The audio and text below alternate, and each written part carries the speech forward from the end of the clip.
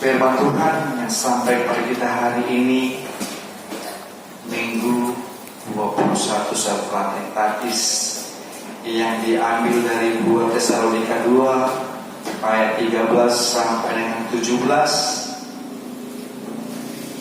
Bapak Ibu, dan sebelum mari kita membaca secara bergantian.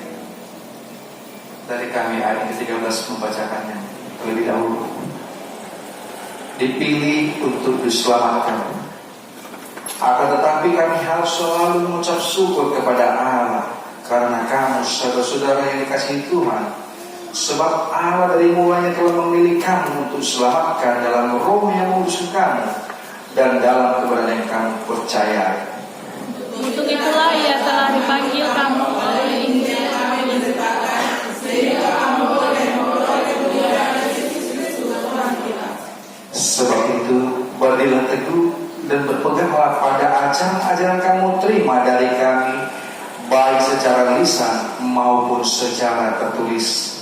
Dan ia Tuhan kita Yesus Kristus dan Allah Bapa kita yang dalam kasih karunia-Nya telah mengasihi kita dan yang telah menganugerahkan penghiburan abadi dan harapan baik kepada kita.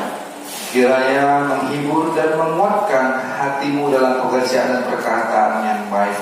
Demikian pembacaan firman Tuhan. Mari kita nyanyikan firman-Mu menjadi terang.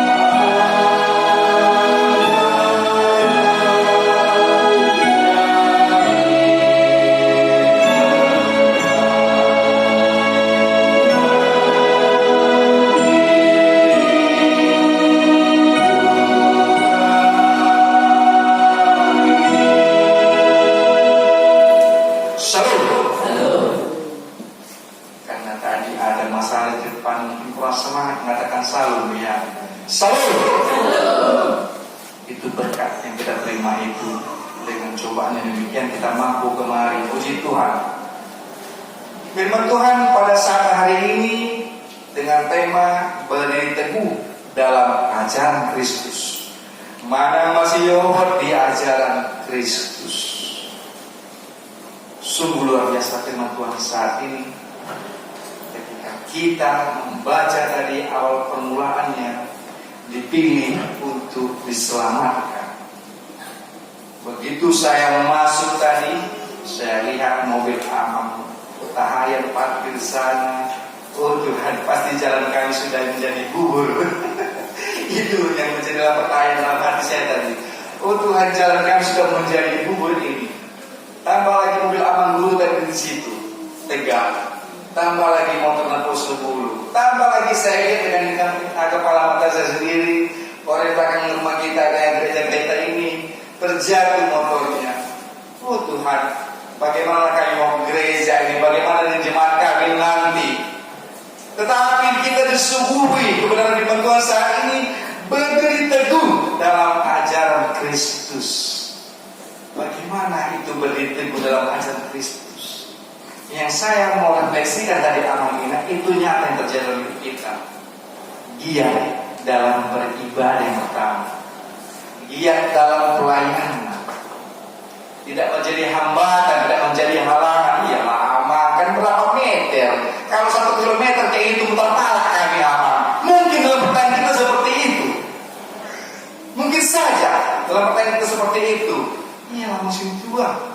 3 meter tuh, mau 1 kilometer soal di dalam dah. mutar kepala kan.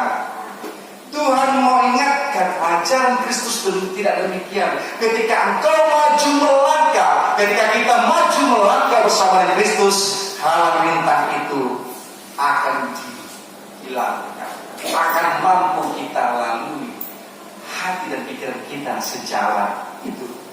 Ketika ajaran Kristus itu bisa kita lakukan, bisa kita refleksikan dalam kehidupan kita sehari-hari. Itu yang pertama. Saya teringat kepada kejadian saya waktu menjadi ketua UKM Presidium Kerohanian mengenai giatnya pelayanan. Ketika itu saya menjadi ketua UKM Presidium Bari bagian kerohanian, saya ketuanya. Ada bidang kerohanian yang notabene memang orang yang giat dalam pelayanan, giat dalam ibadah. Yang mau saya sampaikan saat ini kepada kita semua, berdiri teguh dalam ajaran Kristus. Apakah ajaran Kristus mengatakan ikut rame-rame dong? Alusi amin. Apakah ajaran Kristus mengatakan harus rame-rame kita biar Tuhan itu ada di tengah-tengah kita? Alusi amin. Saya masih teringat itu, waktu itu masih zaman BlackBerry di WA. Berapa orang yang hadir, Bang? Dia kerohanian, bidang kerohanian. Masih ingat saya berusia ini Pak itu. Berapa orang yang hadir Bang situ Bang? Saya katakan, apakah Tuhan itu menentukan dia akan datang kepada orang yang ramai? Iya.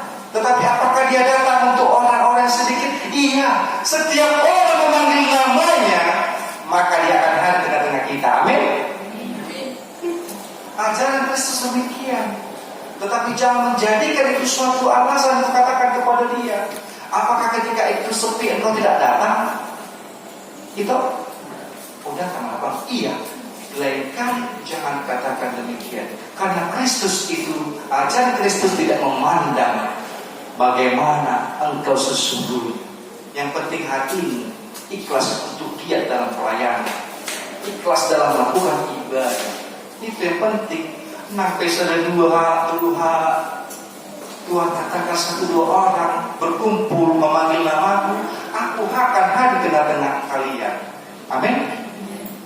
Jadi jangan menjadi suatu perhitungan ketika kita giat dalam pelayanan. Jangan pernah hitung pelayanan kita. Karena setiap kita lakukan, setiap kita kerjakan, tidak akan pernah sia-sia. 1 Korintus 15:20 mengatakan, setiap pekerjaan yang kau lakukan tidak akan pernah sia-sia di hadapan Tuhan. Itu yang Tuhan ingin sampaikan kepada kita. Yang kedua, bagaimana sesungguhnya berdiri teguh dalam ajaran Kristus. Bagaimana kita harus berdiri teguh? Caranya baca firman Tuhan. Bapak Ibu, sudahkah kita membaca firman Tuhan selain hari Minggu? Sudahkah kita membaca firman Tuhan selain hari Minggu? Syukur membaca Akaina. Halo, Akaina, sudah kita baca? Sudah aman, enggak ini sudah aman. Di mana ini? Di WA. Di WA grup aman, banyak sekali itu 10 grup. Saya bacain, semua yang baca tidak aman. Cuma mana yang kusir aja aman. Mana yang kusuka aja firman Tuhan ya. Mana yang mengena saja pada kehidupanku aman. Syukur menuju aman. Adakah aman sudah membaca firman Tuhan tiap hari? Harus juga aman. Nah, kejujuran itu sangat perlu. Karena kejujuran itu sangat perlu. Karena kalau kita jujur, maka Tuhan akan angkat itu. Tuhan akan ketuk pintu hatinya. Baca firman Tuhan. Ajaran Kristus mengatakan demikian. Ngobrol ngateran, ina udah baca firman Tuhan. Dia lagi nak aja. Aku nggak perlu lah aman.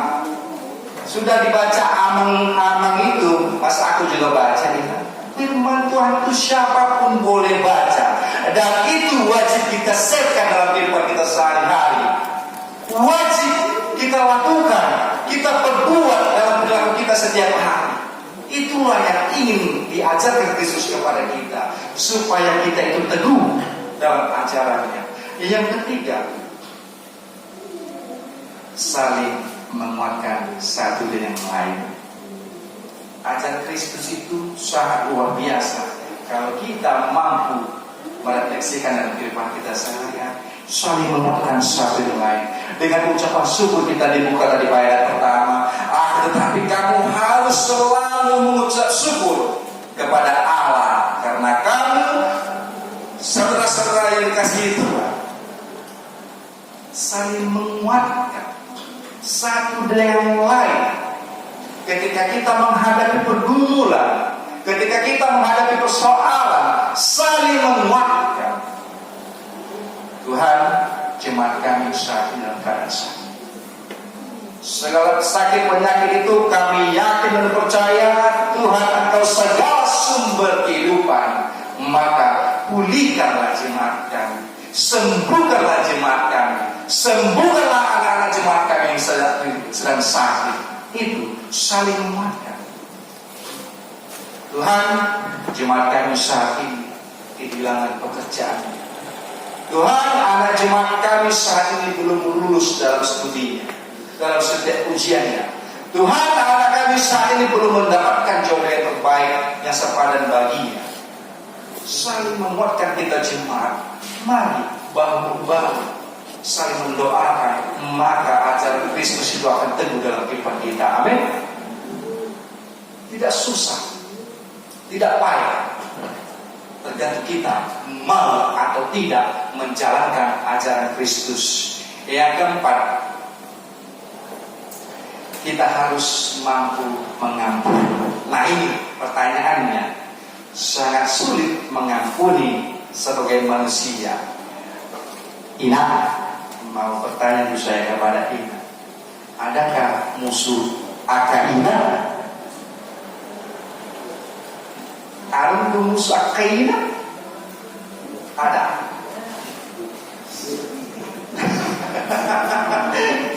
Adakah musuh Aka Ina? Pasti ada. Pasti ada itu musuh Aka Ina. Makanya Ina ini kalau saya katakan, kalau satu perkataan bisa 10 perkataan sampai kepada orang lain, makanya saya katakan di Aka Ina pasti ada musuh. Yang menjadi pertanyaan, apakah Ina sudah mampu mengampuni mereka? Tergantung. Tergantung apa yang dilakukannya kepada aku mesin tua. Tergantung apa yang diperbuatnya kepada aku mesin tua. Tuhan mau katakan ini ajaran Kristus ini sangat indah. Harus mampu mengampuni. Balik nanti Ina, ampun mereka ya. Karena ini dikatakan saja begini. Saya teringat kepada perkataan seorang kalau tentara apa ya dua bengkok kelelawar itu apa namanya pakatnya? Kalau tentara 2 bengkok amutayan apa gitu? 2 bengkok kalau tentara peltu. Saya teringat kepada kawan saya Marga Somi mengatakan, seorang berpakat peltu mengatakan, banyak sekali musuhku, banyak sekali musuhku. Tetapi kalau aku sendiri mengampuni mereka, mungkin aku tidak akan mampu. Tetapi karena aku ingat Kristus lebih dulu mengampuniku, kenapa aku tidak mampu? Bisa kita katakan demikian, Ina, supaya tidak ada dendam di antara kita. Kalau tidak ada dendam itu senang sekali di pakai ini, ceria terus di rumahnya, senyum-senyum terus. Tapi jangan kita detik senyum, nanti dibilang mata gila, nanti tidur. Senang sekali ketika kita mampu mengampuni. Harus kita lakukan karena ajaran Kristus mengatakan demikian. Jadi pulang dari gereja ketika ketemu musuh kita, ampunilah mereka. Karena Kristus lebih dulu mengampuni kita, maka ampunilah mereka. Ketika mereka mengatakan berbuat salah kepada kita, usukun matong kuala amat. Udah menunggu salah amat.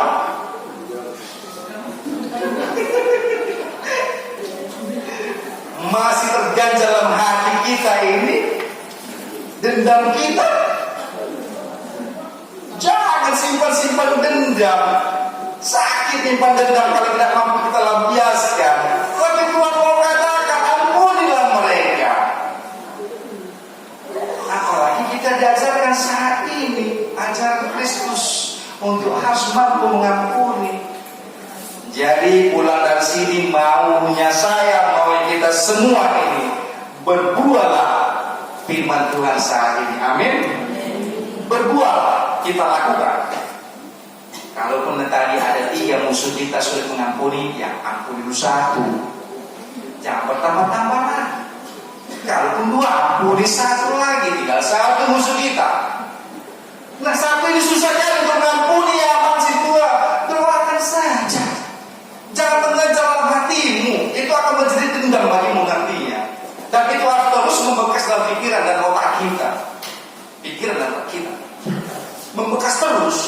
Kalau kita tidak mampu mengampuninya, bereng mak, ngampun nabi ibadah kan? Bereng mak, jauh ibadah makan gimana? Bereng mak terus, karena kita tidak mampu mengampuni. Jadi kalau mereka mendapatkan suatu masalah, kita terus menjudge, menghakimi. Ngampun nabi ibadah.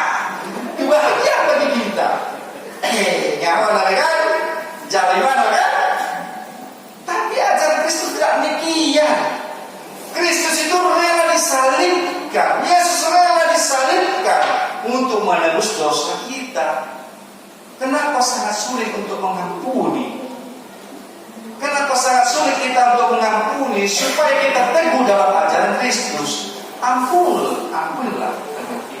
Ampunilah musuh kita. Yang kelima, saya mau sampaikan bagaimana kiat dan cara untuk berdiri teguh dalam ajaran Kristus. Yang kelima, tidak goyah dan tetaplah setia.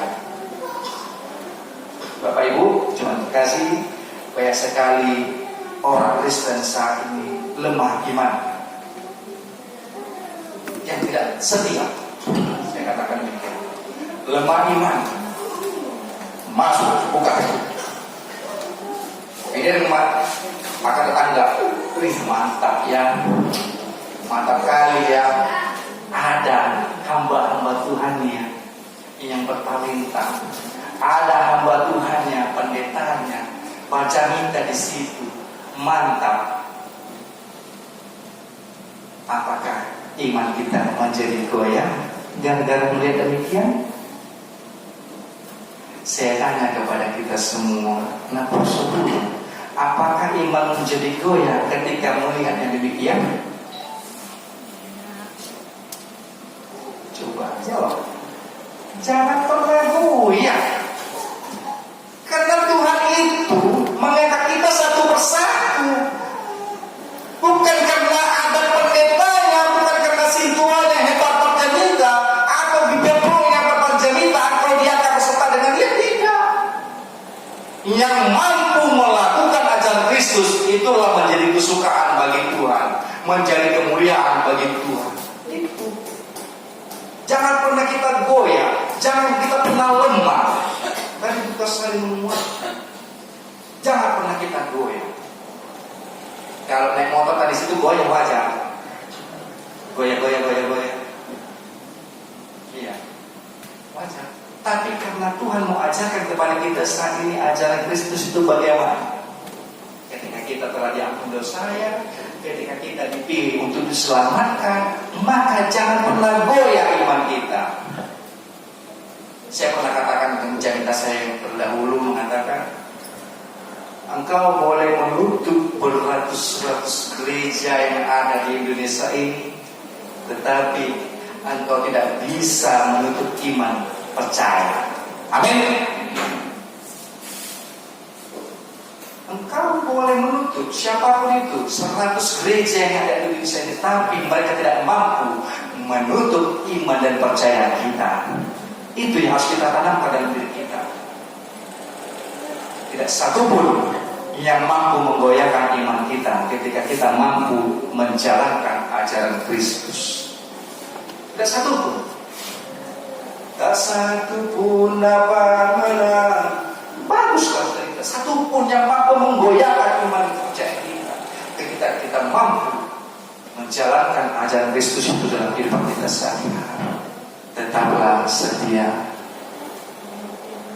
Ade, dan Tuhan sinaga udah doa ini kan. Tetaplah setia, karena kesetiaan diperlukan.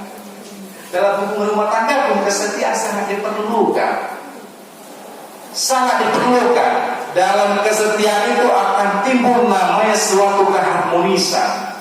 Itulah diinginkan oleh ajaran Kristus. Keharmonisan itu akan menimbulkan suatu sukacita dan ucapan syukur bahwa kita dapat menjalankan ajaran Kristus. Amin. Itu tidak goyah dan tetaplah setia. Bapak Ibu, jemaat yang terkasih dalam Tuhan kita Yesus Kristus, Tuhan mau katakan pada ayat 17, kiranya menghibur dan menguatkan hatimu dalam pekerjaan dan perkataan yang baik. Kita ditutup untuk mengatakan kata-kata yang baik. Setiap perkataan-perkataan baik akan menghasilkan yang baik. Setiap perkataan-perkataan negatif akan menghasilkan hal-hal negatif. Kita ini selamatkan Tuhan. Jadi katakanlah kata-kata yang baik supaya berbuah yang baik.